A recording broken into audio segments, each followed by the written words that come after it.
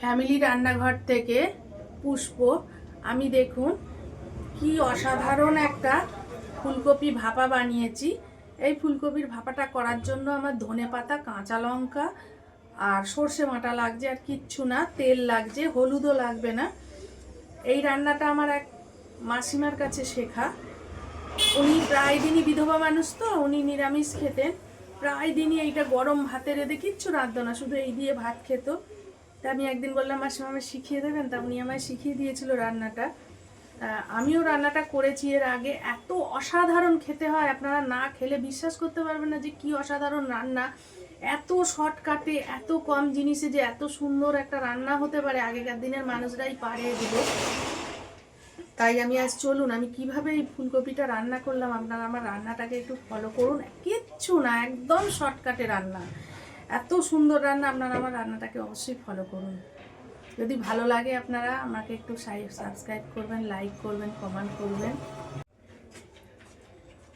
ফুলকপি ভাপা করার জন্য আমি যে ফুলকপিগুলো নিয়েছি, এই রকম মাপের 10-8 টুকরো ফুলকপি নিয়েছি। এইবার এই ফুলকপিগুলোকে আমি প্লেন জল, হলুদ ছাড়া জলে সিদ্ধ করে ভাপিয়ে রেখে দিয়েছি। এইগুলো করার জন্য আমি লাগছে, আমি কাঁচা লঙ্কা আর ধনেপাতা পেস্ট করে নিয়েছি, আর সর্ষে আমি বেটে ছেঁকে রেখে দিয়েছি। আর কিছুই লাগে না এটা বানানোর জন্য। এইবার এটা করতে আমার লাগছে, এই কড়ার মধ্যে আমি অনেকটা তেল দেবো। গ্যাসটা জ্বালাবো।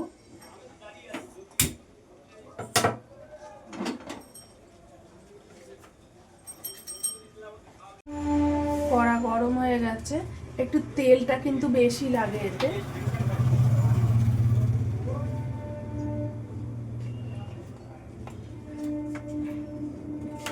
এরপরে আমি তেলটা গরম হলে এই ভাপানো কপিগুলো আমি দিয়ে দেবো। কি সুন্দর কপিগুলোকে, একদম সাদা, এতে কোনো হলুদ চলবে না এই রান্নাটাতে।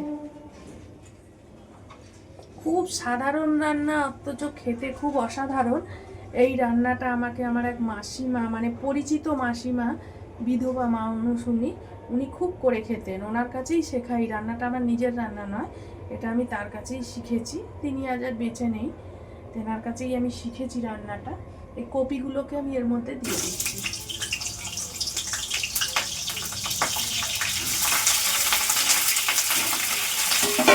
খুব ঘি মাখে রান্নাটা হবে। এইবার আমি দিয়ে দেবো কাঁচা লঙ্কা, ধনেপাতা যে পেস্ট করে রেখেছি সেই পেস্টটা দিয়ে দেবো। আপনি যতটা কপি সেই পরিমাণে করতে হবে। কপিটা কিন্তু এতেই আস্তে আস্তে ঘি মাখে সিদ্ধ হবে। পুরো ধনেপাতাটাই দিয়ে দিলাম, এটা ধনেপাতার ওপরেই রান্না হবে।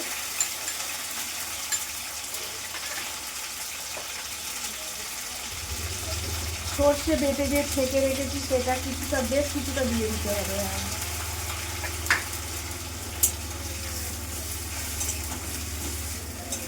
তেল, ধনেপাতা, সর্ষের ওপর এই কপি ভাপাটা হবে। পরিমাণ মতো, যতটুকুন রান্না সেই পরিমাণ স্বাদ মতন আমি লবণ দিয়ে দেবো, যেন লবণ বেশি না হয়, খাওয়া যাবে না।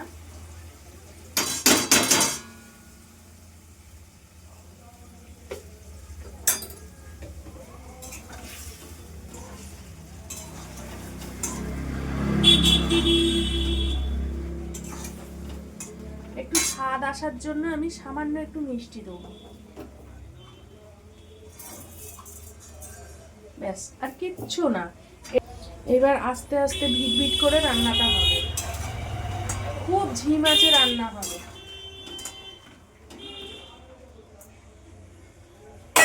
আমি ঢাকা দিয়ে দেবো। এটা কিন্তু গরম ভাতে খেতে খুবই সুন্দর লাগে। এই ভাপে আস্তে আস্তে ভিট ভিট করে ভাপে বাঁধাকপি, এই ফুলকপিটা আমার ভাপাটা হলো। খুব অসাধারণ লাগে গরম ভাতের সঙ্গে গরম গরম রান্নাটা খেতে।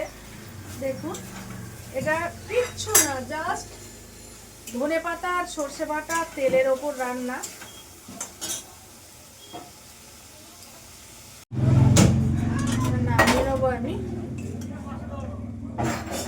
এতেই সিদ্ধ হবে, কিন্তু কপি ভাজা সিদ্ধ সব এই তেলের মধ্যেই হবে। হয়ে গেছে সিদ্ধ।